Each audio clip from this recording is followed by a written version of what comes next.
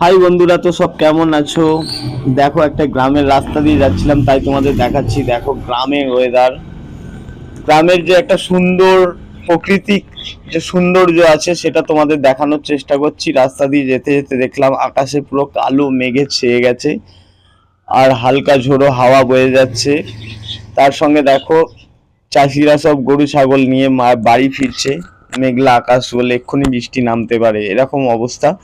তো কি দারুণ লাগছিল, চারিদিকে প্রকৃতির সৌন্দর্য যেন উজাড় করে একটা দিয়েছে।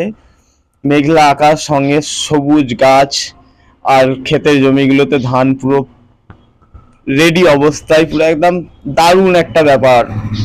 সবুজে নয়, ধানের ক্ষেতগুলো বেশ সোনালী রূপ ধারণ করে নিয়েছে, আর সবুজ গাছের সঙ্গে তাল গাছ, আর মাঝখান দিয়ে একটা সুন্দর রাস্তা। রাস্তাটা দেখো সুন্দর নতুন হয়েছে, তার জন্য আরো ভালো লাগছিল। আকাশের দিকে তাকিয়ে দেখো, এই বৃষ্টি নামবে, এই বৃষ্টি নামবে, এরম অবস্থায় প্রচুর মেঘলা আকাশ।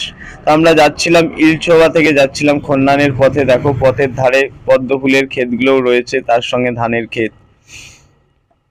এখন কদিন জল হয়নি বলে পদ্ম ফুলগুলো দেখো একটু শুকনো শুকনো হয়ে গেছে গাছগুলো। তো ভিউটা দেখে সত্যি তোমাদের ভালো লাগবে। তোমরা এদিকে ঘুরতে আসতে পারো বিকেলের টাইম দিকে, তোমাদের নিশ্চয়ই ভালো লাগবে। তো তোমরা দেখতে থাকো, তোমাদের এখানে দেখাচ্ছি। গরুগুলো দেখো খাচ্ছে,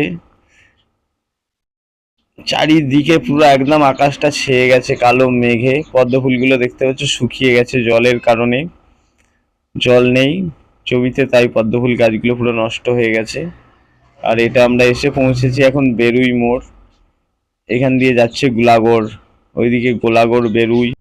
ভিডিওটা কে কোথা থেকে দেখছো কমেন্টে অবশ্যই জানাবে, আর যদি ভালো লাগে তাহলে অবশ্যই শেয়ার করবে বেশি বেশি করে। তোমাদের জন্য এই ভিডিওগুলো বানানো, যারা বাইরে থেকে দেখছো তোমাদের গ্রামগুলো দেখে তোমাদের কেমন লাগছে কমেন্টে অবশ্যই জানাবে। আজকের ভিডিওটা এতটাই রইলো, পরবর্তী ভিডিওটা আবার দেখা হবে। সবাই ভালো থেকো, সুস্থ থেকো।